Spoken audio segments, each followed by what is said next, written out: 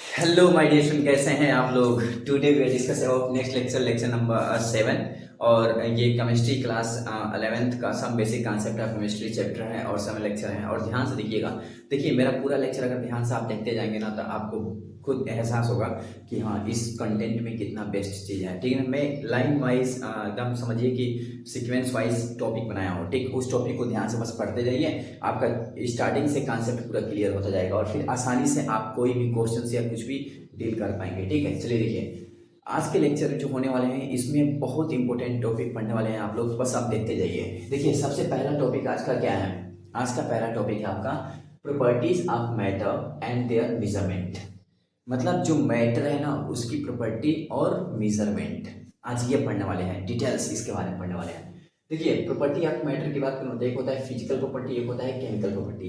Property of matter दो होते हैं, एक होते हैं फिजिकल प्रॉपर्टी एंड एक होता है केमिकल प्रॉपर्टी। सबसे पहले बात करता हूँ मैं फिजिकल प्रॉपर्टी की कि फिजिकल प्रॉपर्टी क्या होता है। आपसे कोई भी कहीं पूछ सकता है कि व्हाट इज फिजिकल प्रॉपर्टी, तो आप क्या बताएंगे। तो आपको आना चाहिए ना कि फिजिकल प्रॉपर्टी क्या होता है। देखिए लिखा हूँ कि फिजिकल प्रॉपर्टी जो होता है ना, physical property can be measured और observed without changing the identity और the composition of the substance. मतलब जो फिजिकल प्रॉपर्टी होता है उसको हम लोग मेजर कर सकते हैं विदाउट चेंजिंग आइडेंटिटी, उसकी आइडेंटिटी को चेंज किए बिना एंड कंपोजिशन को चेंज किए बिना। ठीक, पहला चीज। एंड सेकंड है जो फिजिकल प्रॉपर्टी होता है आपका कलर। कलर क्या है, फिजिकल प्रॉपर्टी है। ऑर्डर, ऑर्डर क्या है, फिजिकल प्रॉपर्टी है। मेल्टिंग पॉइंट, अभी जो आपको पढ़ाया था मैं, melting point, boiling point, freezing point, what is this is a physical property. इसी को हम फिजिकल प्रॉपर्टी बोलते हैं। यानी जितने भी फ्रीजिंग हो गई, बॉइलिंग हो गई, कलर हो गया, ऑर्डर हो गया, डेंसिटी हो गया, ये सब के सब किस में आते हैं, फिजिकल प्रॉपर्टी। अब किसी ने आपसे पूछ लिया कि बताइए डेंसिटी क्या है, फिजिकल है कि केमिकल प्रॉपर्टी है, तो आप क्या बताएंगे, फिजिकल प्रॉपर्टी बताएं। कोई पूछ ले बॉइलिंग पॉइंट क्या है, फिजिकल है कि केमिकल है, क्या बताएंगे, फिजिकल प्रॉपर्टी है। कोई पूछे कलर ये सब क्या है, ऑर्डर ये सब क्या है, तो फिजिकल प्रॉपर्टी है पहला चीज। अब बात करते हैं केमिकल प्रॉपर्टी। अब केमिकल प्रॉपर्टी क्या होगा। देखिए यहाँ लिखा हूँ properties of a substance that is observed when a substance undergoes a chemical change. जिसमें केमिकल चेंज हो रहे हों और वो ऑब्जर्व किए जाएं, यानी केमिकल चेंज जहाँ पे हो रहे हो वहाँ पे आता है केमिकल प्रॉपर्टीज। जैसे एग्जांपल की बात करूँ मैं, जैसे एसिडिटी आ गया, जैसे आपका बेसिसिटी हो गया, जैसे कंबस्टिबिलिटी हो गया। जैसे आप कार्बन को ऑक्सीजन के साथ रिएक्ट करा दीजिए, जब कार्बन ऑक्सीजन के साथ रिएक्ट करेगा तो CO2 बना लेगा। जैसे मान लीजिए आपका दूध मिल्क है, उसमें थोड़ा सा दही डाल दीजिए तो होगा क्या कि वो अगर छोड़ देंगे तो सुबह में पूरा का पूरा मिल्क किस में कन्वर्ट हो जाएगा, कर्ड में कन्वर्ट हो, दही में कन्वर्ट हो जाएगा। अब जब दही बना तो कैसा होगा भाई, खट्टा तो होगा ही। उसमें कौन सा चेंजिंग आया है, उसमें केमिकल चेंज आया है, तो इसलिए उसमें जो प्रॉपर्टी होगी कौन सा प्रॉपर्टी आ जाएगी, केमिकल प्रॉपर्टी आ जाएगी। यानी जहाँ भी केमिकल चेंज आ रहा है वहाँ पे कौन सी प्रॉपर्टी आएगी, केमिकल प्रॉपर्टी आएगी। और जहाँ पे फिजिकल चेंज आ रहा है वहाँ पे कौन सी प्रॉपर्टी आएगी, फिजिकल प्रॉपर्टी। राइट, तो फिजिकल प्रॉपर्टी में आपका ये समझ गए। केमिकल प्रॉपर्टी में जैसे एसिडिटी हो गया, बेसिसिटी हो गया, कंबस्टिबिलिटी हो गया, ये याद रखिएगा, बहुत इंपॉर्टेंट है।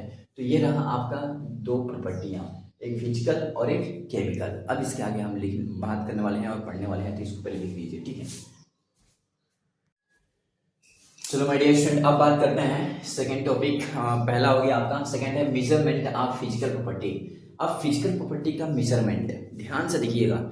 मेजरमेंट की जब बात करने लगा हूं ना मैं, तो एक चीज याद आ गई मुझे कि ये जो यूज करने वाला हूं ना, जो पढ़ाने वाला हूं ना यहाँ पे, ये आपका फिजिक्स और केमिस्ट्री दोनों में यूज होने वाले हैं। क्या बोला मैंने कहा ये जो पढ़ाने वाला हूँ ना, ये फिजिक्स और केमिस्ट्री दोनों में यूज होने वाले हैं। यहाँ तक कि अगर आप बीटेक एमटेक कुछ भी पढ़ाई पढ़ते हैं, आगे वाली पढ़ाई, तो उसमें भी इसका बहुत बड़ा रोल है। और वहाँ तक कि जितने भी आप एग्जाम देते हैं ना, नीट या IIT सब एग्जाम देंगे ना, तो इन सब में भी बहुत बड़ा रोल है इसका। क्यों, क्योंकि अगर इसको आप पढ़ लेते हैं ना, तो मैं पहले क्लियर कर दे रहा हूँ, इसको पढ़ने के बाद आपका डायमेंशन पूरा क्लियर हो जाएगा और डायमेंशन आपका इजी हो जाएगा। ठीक है, पहला चीज। एंड सेकंड, जो डायमेंशन में यूज होता है ना वर्ड, वो बस इतने ही यूज होते हैं जो यहाँ पे लिखा हूँ। यही यूज करके, केवल फार्मूला पता होना चाहिए, इसको यूज करके डायमेंशन इजीली हम फाइंड कर सकते हैं, निकाल सकते हैं। जो यूनिट निकालते हैं ना, इसी को यूज करके निकालते हैं। मेन बेसिक कॉन्सेप्ट यही है।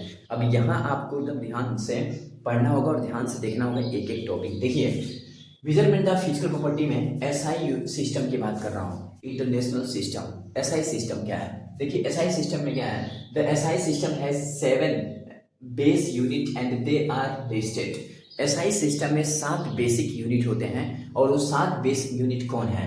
तो यहाँ देखिए बेस फिजिकल यूनिट है, क्वांटिटी, बेस फिजिकल क्वांटिटी लिखा हूँ मैं, लेकिन अब इनके यूनिट कितने होते हैं? 7। और कौन कौन है? तो आपके साथ सामने लिखा हूँ मैं 7, और देख लीजिए। और इन्हीं का यूनिट, डायमेंशन और सिंबल हमको सीखना है। अगर हम इनकी यूनिट, ये 7 बेसिक क्वांटिटी हैं, अगर इसकी यूनिट और इसके डायमेंशन और इसकी सिंबल सीख गए तो आसानी से हमारे लिए डायमेंशन आसान हो जाएगा और यूनिट लिखना आसान होगा। देखिए कैसे। देखिए सबसे पहला है फर्स्ट लेंथ है, सेकेंड मास है, थर्ड टाइम है, फोर्थ इलेक्ट्रिक करंट है, फिफ्थ थर्मोडाइनमिक टेम्परेचर है, 6 अमाउंट ऑफ सब्सटेंस है, 7 ल्यूमिनस इंटेंसिटी है। जो आपका ल्यूमिनस इंटेंसिटी है ना, इसको आपको नहीं पढ़ना होता है, चाहे आईआईटी की बात करूं, चाहे नीट की बात करूं, चाहे 11th 12th किसी की बात करूं, ल्यूमिनस इंटेंसिटी आपको नहीं पढ़ना है, ये आपके सिलेबस में नहीं आता है कहीं भी, लेकिन है तो यहाँ पढ़ा दे रहा हूँ मैं, ठीक है। यहाँ देख लीजिए। देखिए सबसे पहले बात करता हूँ मैं लेंथ की। किसकी? लेंथ का जो सिंबल होता है ना वो क्या होता है? Small L. और इसका यूनिट होता है वो क्या होता है? मीटर। और इसका जो सिंबल होता है यूनिट का वो क्या होता है? एम। और इसका जो डायमेंशन होता है ना वो होता है एल, ब्रैकेट, स्क्वायर ब्रैकेट में एल।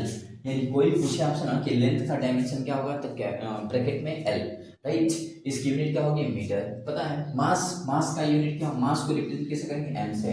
यूनिट क्या होगा? किलोग्राम। मास का यूनिट क्या होता है? किलोग्राम होता है, बहुत इंपॉर्टेंट है। केजी इसका सिंबल और ये इसका कैपिटल एम इसका डायमेंशन होता है। टाइम को टी से लिखते हैं, सेकेंड एस क्या? एस। और यहाँ पे क्या है? टी, याद रखिएगा टी क्या आपका dimension, right. S is best. अब देखिए यहाँ पे लिखा है इलेक्ट्रिक करंट, इसको आई से लिखते हैं अम्पियर, ए से इसको लिखते हैं, डायमेंशन इसका ए होता है, ठीक। थर्मोडायनेमिक टेम्परेचर, इसको कैपिटल टी से लिखते हैं, इसकी यूनिट एसआई यूनिट, भाई टेम्परेचर की एसआई यूनिट क्या होती है? तो केल्विन, प्लीज रिमेंबर इट। इसको कैसे लिखेंगे? इसका सिंबल, और इसको थीटा से लिखते हैं, इसका डायमेंशन। फिर बात करते हैं अमाउंट ऑफ सब्सटेंस, इसको एन से लिखते हैं, मोल है ये, मोल, राइट। फिर आता है ल्यूमिनस इंटेंसिटी, LIN, कैंडेला, और ये होता है CD और डायमेंशन CD। तो ये जो आपका यहाँ पे दिखाई दे रहा है डायमेंशंस, बहुत इंपॉर्टेंट है। तो ये सब डायमेंशंस है जो आपको याद रखना होगा कि टेम्परेचर का डायमेंशन हम क्या लिखते हैं? थीटा, ठीक है। हम टाइम का क्या लिखते हैं? Capital T। लेंथ का क्या लिखते हैं? L। तो ये सब आपको आना चाहिए। तो ये रहा आपका क्या? Physical measurement of physical property. अब इसके आगे हम लोग पढ़ने वाले हैं इससे भी इम्पोर्टेंट टॉपिक, लेकिन इतना इम्पोर्टेंट था ना कि आप सोच भी नहीं सकते हैं। Please request you, all things is remember it. इसे पूरे जितने भी थिंग्स देख रहे हैं आप, जो भी देख रहे हैं, सबको रिमेंबर कर लीजिए। वाई? बिकॉज अगर आप इसको रिमेंबर कर लेते हैं तो आपको खुद मालूम चल जाएगा कि इसका रोल कितना बड़ा है हमारा लाइफ में, ठीक है। तो इसको लिखिए नेक्स्ट। चलिए माय डियर स्टूडेंट, अब बात करते हैं अपन मास और वेट के बारे में। ध्यान से देखिएगा। देखिए कभी कभी ऐसा होने लगता है कि मान लीजिए हम बहुत अच्छे से पढ़ाई कर लिए, सब कुछ पढ़ लिए, सब कुछ पढ़ने के बाद भी अगर कहीं जाते हैं और किसी ने अचानक से पूछ लिया कि बताइए व्हाट इज मास, मास क्या होता है, व्हाट इज वेट, वेट क्या होता है, what is the difference between mass and weight, दोनों में डिफरेंस क्या होता है। मान लीजिए ऐसी हैपन हो जाती है, घटनाएं हो जाती हैं, आप क्या करेंगे? तो उस समय आपको आना चाहिए ना कि मास क्या होता है, वेट क्या होता है, इनमें डिफरेंस क्या होते हैं। फिर आपसे किसी ने बोल दिया what is the unit of weight, तो आप बोल दें KG. What is unit of mass? KG. What is this, ये क्या है? आप ऐसे ही बोल दें, कुछ भी नहीं बोल सकते, ठीक है। तो ध्यान से देखिए मास और वेट क्या होते हैं, एकदम ध्यान से देखिएगा, अच्छे से क्लियर करने वाला हूँ। और फिर मास और वेट में डिफरेंस क्या है ये भी आप सीख जाएंगे। देखिए सबसे पहले बात करते हैं मास क्या होता है। तो mass of a substance is the amount of matter present in it. Mass of a substance is the amount of matter present in it. किसी सब्सटेंस में कितना अमाउंट प्रेजेंट है उसी को हम मास नाम देते हैं, उसी को मास बोलते हैं, या इसको सिंपल बोल सकते हैं मेजरमेंट ऑफ मैटर। यानी मैटर को मेजर करना, मेजर करने के बाद जो आएगा वही आपका क्या है? मास है। अच्छा, इसे किससे रिप्रेजेंट करते हैं? स्मॉल m से रिप्रेजेंट करते हैं, ओके। इसकी यूनिट क्या होती है? केजी होती है, ओके। अच्छा नोट लिखा हूं मैं, mass not will be change anywhere. Mass कहीं भी चेंज नहीं होगा, कहीं भी नहीं। चाहे आप कहीं भी चले जाइए, चंद्रमा, मून, प्लैनेट, कहीं भी आप जाइए दुनिया में, कहीं भी, वहां पे भी इसका मास कभी भी चेंज नहीं हो सकता। जिस दिन मास चेंज हो गया समझो फिजिक्स का आधा खेल समाप्त, यानी फिजिक्स आधा चेंज हो जाएगा कंप्लीट रूप से, मास अगर चेंज हो गया तो। लेकिन अभी तक मास चेंज नहीं हुआ है, मास चेंज नहीं हो सकता। देखिए सेकंड, मास इज कंजर्व्ड। मास क्या है? कंजर्व्ड है। अच्छा, कंजर्व्ड क्या होता है? इट मीन्स कि mass neither be created nor be destroyed. Mass को ना हम क्रिएट कर सकते हैं और ना ही डिस्ट्रॉय कर सकते हैं, राइट? इसीलिए इसे कंजर्व्ड बोलते हैं। यहाँ लिखा हूं मैं, means mass neither be created nor be destroyed. It is known as law of conservation of mass. इसी को हम law of conservation of mass भी बोलते हैं। और कोई आपसे पूछ भी लेता है कि what is law of conservation of मास, तो मास neither be created nor be destroyed is called law of conservation of mass। तो ये रहा आपका मास, राइट? अब मास के बारे में आप समझ गए कि मास कहीं चेंज नहीं होता। मास की यूनिट क्या होती है, मास को रिप्रेजेंट कैसे करते हैं, मास होता क्या है। अब बात करते हैं वेट। वेट क्या होता है? तो ध्यान से देखिए, the force exerted by gravity on an object. ये जो ग्रेविटी है ना, अर्थ किसी ऑब्जेक्ट पे ना कितना फोर्स लगा रही है उसको अट्रैक्ट करने के लिए। देखो उसे अट्रैक्ट कर लिया, ठीक है? किसी ऑब्जेक्ट पे ग्रेविटी यानी अर्थ कितना फोर्स लगा कि इसको खींच रही है, उसी फोर्स को बोलते हैं वेट। यानी वेट एक फोर्स है। क्या है? Force. Please remember it, weight क्या है? फोर्स, ठीक? यानी किसी ऑब्जेक्ट को अर्थ कितने फोर्स से क्या कर रही है, अट्रैक्ट कर रही है, उसी को क्या बोलते हैं, वेट बोलते हैं, right? The force exerted by gravity on an object is called wait. Represent कैसे करते हैं, W से, W equal to mg, right? Wait हो गया, ये m मास हो गया, ये g ग्रेविटेशनल एक्सेलरेशन। अब weight will be change very to place, मतलब वेट क्या होता है, चेंज होता है प्लेस टू प्लेस। और इसकी जो रिप्रेजेंटिंग होती है, कैसे रिप्रेजेंट करते हैं, W से करते हैं। और वेट अर्थ पे कितना होता है आपका, W होता है। और जैसे मून पे जाएंगे ना तो इसका वेट क्या हो जाएगा, W/6, यानी आपका वेट 1/6 कम हो जाता है। यानी अर्थ पे W है तो वहाँ W/6 हो जाएगा, कहाँ पे, मून पे। तो यानी वेट तो चेंज हो रहा है, वेरी कर रहा है, कहाँ, place to place, but mass not will be vary. Mass vary नहीं करेगा place to place, mass change होएगा ही नहीं। यानी एक चीज समझ में आया कि मास और वेट में डिफरेंस क्या है। मास का डेफिनेशन भी अलग, वेट का डेफिनेशन अलग, क्योंकि वेट एक फोर्स है। वेट क्या है, force. Force exerted, the force exerted by a gravity on an object is called weight. ठीक, याद रखिएगा।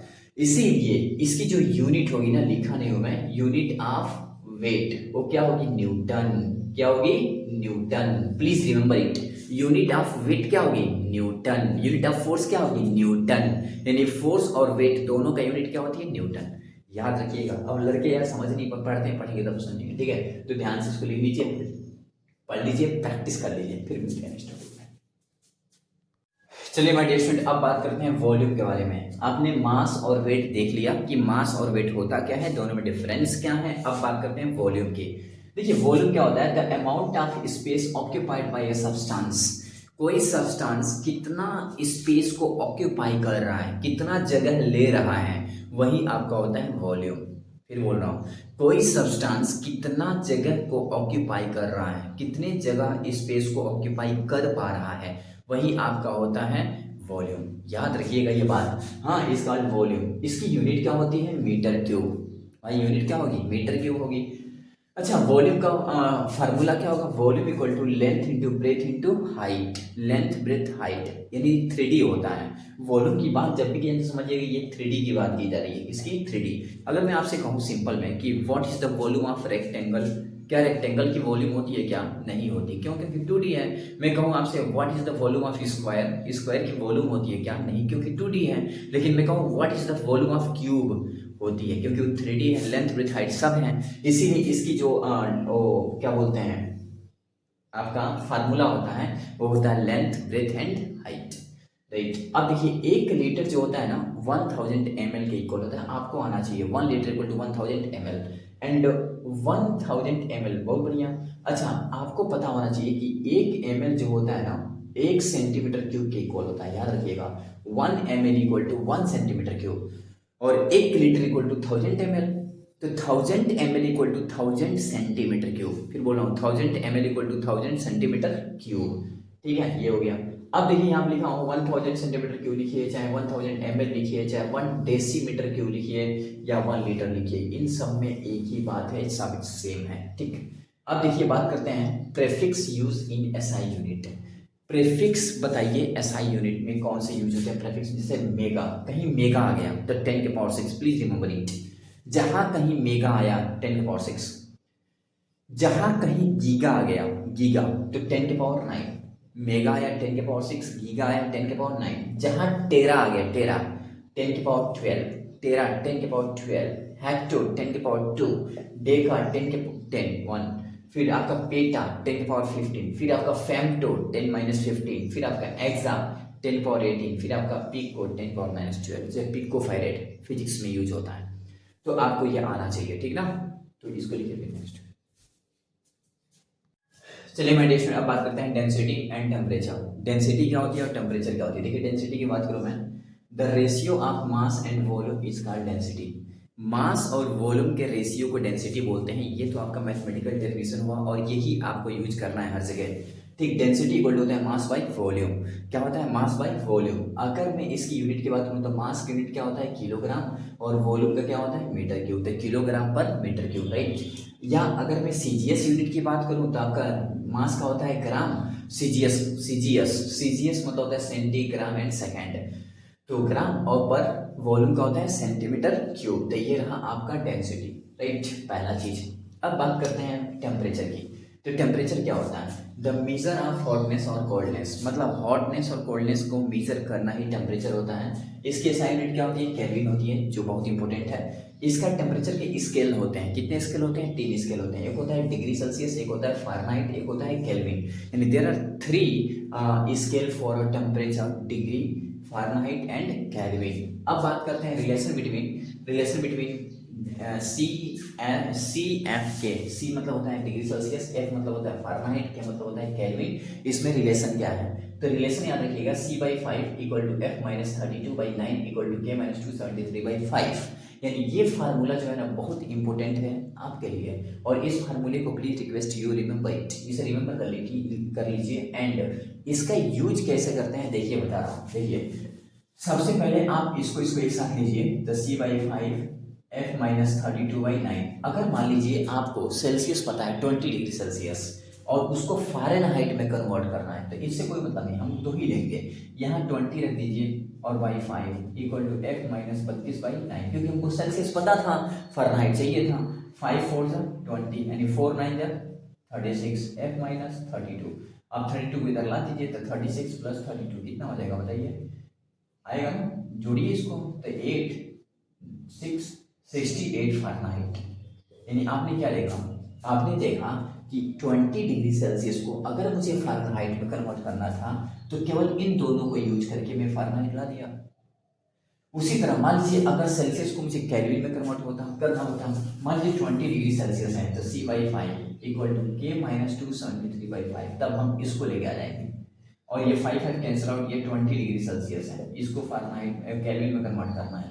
अब इसको इधर लिखा है 20 + 273 इक्वल टू केल्विन, जोड़ लीजिए तो 392 293 केल्विन आ गया। तो ऐसे इसका यूज करते हैं, राइट। तो ऐसे आपको यूज करना आना चाहिए कि हाँ रिलेशन को कैसे यूज करेंगे फार्मूला के साथ साथ। अब एक क्वेश्चन इसमें पूछ लेगा कि ऐसे पूछेगा, वो कौन ऐसा टेम्परेचर है, what temperature at which Celsius equal to Fahrenheit. वो कौन ऐसा टेम्परेचर है जिस पर सेल्सियस और फ़ारेनहाइट दोनों इक्वल होते हैं, राइट। फिर पूछ लेगा what temperature at which Celsius and kelvin equal होते हैं। तो पहले फ़ारेनहाइट और सेल्सियस की बात कर रहा हूं मैं। C/5 equal to F-32/9। हमको बताना है कि वो कौन ऐसा टेम्परेचर है इस दुनिया में जिस टेम्परेचर पे सेल्सियस और फ़ारेनहाइट दोनों इक्वल होते हैं। कैसे बताएंगे, तो सिंपल, इक्वल की बात करें तो C equal to F equal to X मान लीजिए। क्या मान लेंगे X। मान लिया वो टेम्परेचर कितना है X है, जो सेल्सियस फ़ारेनहाइट में क्या है इक्वल है। अब जहां जहां C और F है वहां X रखिए, तो X/5 X-32/9। इसको सॉल्व कर दीजिए, आ जाएगा वो टेम्परेचर, तो 9X इक्वल टू 5X, 22 का मल्टीपल इसमें भी और इसमें भी, -160 मल्टीपल कर लीजिए।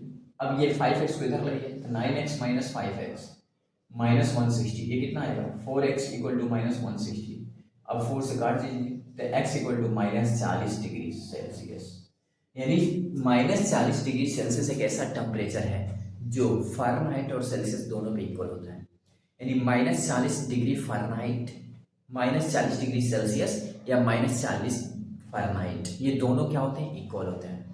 ये कितना इंपॉर्टेंट क्वेश्चन है पता है आपको? जितने भी कंपटीशन देंगे ना, सभी कंपटीशन में आ जाता है ये क्वेश्चन आया था, ठीक है। तो please request you, please remember and practice it. तो ये रहा आपका लेक्चर नंबर 7। अब मैं पढ़ाऊंगा लेक्चर नंबर 8 और मैं ये कल पढ़ाऊंगा। आज के लिए इतना काफ़ी। ओके, मिलते हैं नेक्स्ट लेक्चर।